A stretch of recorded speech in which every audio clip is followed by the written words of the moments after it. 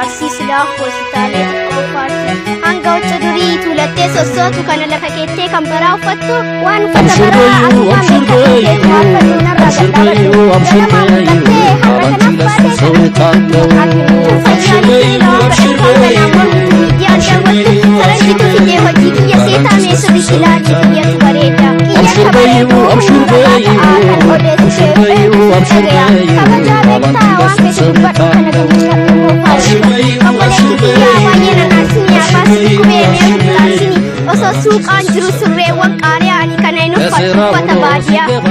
ulfina maal beektaaf sila kan uffattaa waan salphinaa sodhaa faashiniin ciccitaa gochuu baraa jedhaa bararoon tottoo foronjoof booteef nama caalchiseeta hoti qoromminaa fara jiru chaaltamee keetumaa fadhumaaf na bisheessita gosoota faashinaa hedduu si barsiisa osoo gartee lubbuu si balleessa. Ati waan odeeffannee aadaa ta'e kaleessa wanti safuu cabsaa maaltu jira keessa silaa qalbii malee ijji waan agartu faaya kana laalteen irratti naawwitu an kana dhagayu baay'een xaariin guyyaa guyyaan dhufaa huccuu buburruulee taayiwaanii deemnaan as goriif na yaama isa dhiisee gallaan natti adaama. Ane dusi gorsee qalbii isiif ta'a uffannaa kee laalee maalala natta tuun handhuuraa olii takka jilban geettu meerraas deebii yoo kawaa dhageettu looyima deebi'aa xiqqooma yaadeeti hedduutu uffataaf qalbiin nararraate ayyoo si mormuu kan kee jibbeeseeta yoo faashinan uffatee eentu nu laallata afaan nan baasinii mucatti magaalle ane dusi gorsee namnuu namaa lale mee obsa horadhuu yoo san taataa colle qalbis siraatessee eentu eruma oole